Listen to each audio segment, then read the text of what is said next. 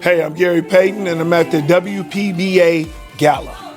Welcome back to another episode of the Jim on Base Show. We're at the WPBA Gala with the great Gary Payton. And Gary, I've had GP2 on the young glove, and now I have Dad on the glove. So it's great to have you on the show. Thank you very much. Just appreciate it. Appreciate it a lot.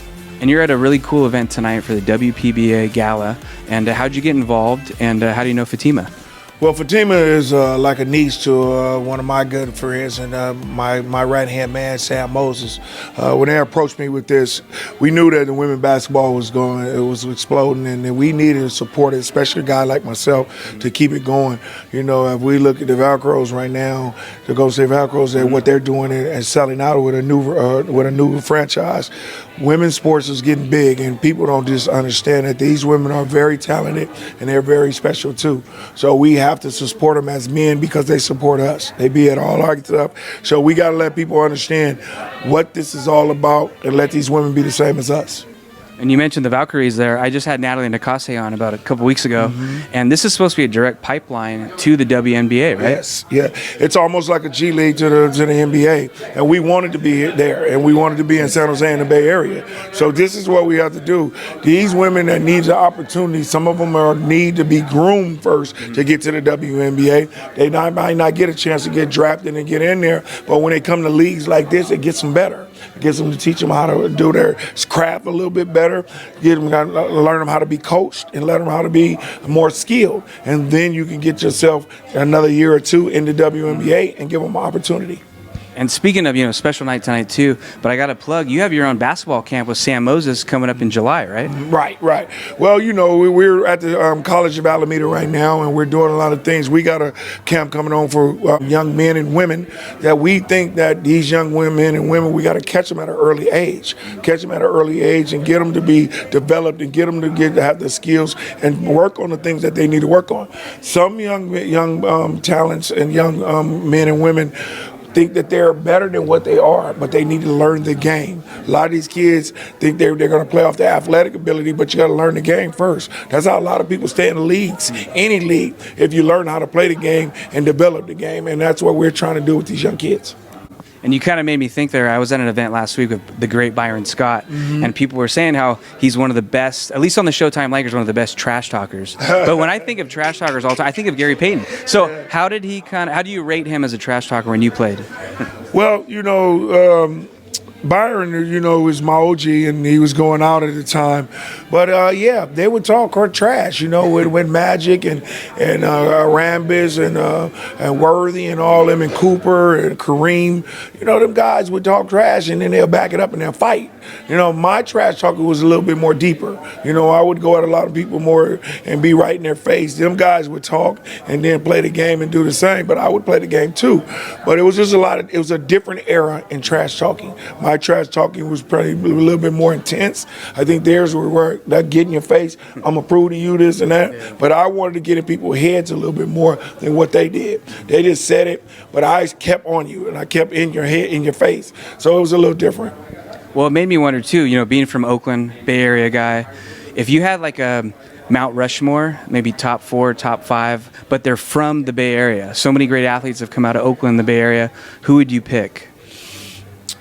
Well, I would have to go with me and Jay Kidd. I would have to go with Bill Russell. Right now, Dame Lillard would have to be in that category. And it's hard for basketball players in this Bay Area. It's called different. I think Paul Silas was from here. Yep. So I would have to go with Paul Silas. So that would have been us 5. No Hook Mitchell? Well, Hook didn't play in the NBA. You know what I'm saying? He didn't play in there, but he was a great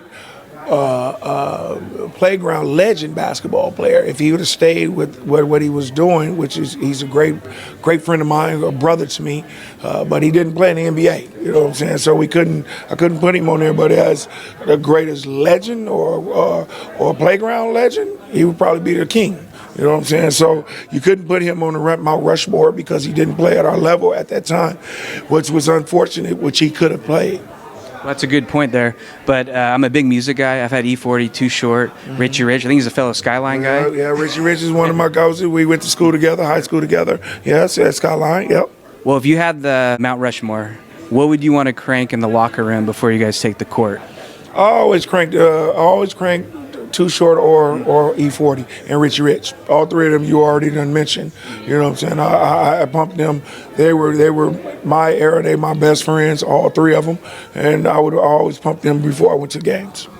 Yeah. Well, one of my final questions here then is I've had your son on, GP2, the young glove. You're the glove. So it's got to be pretty cool to be from the Bay, come back. I know you're living here now, and be able to drive over to Chase Center and see him play, right? It's great to see my son play every day and every game. You know, it's just an honor.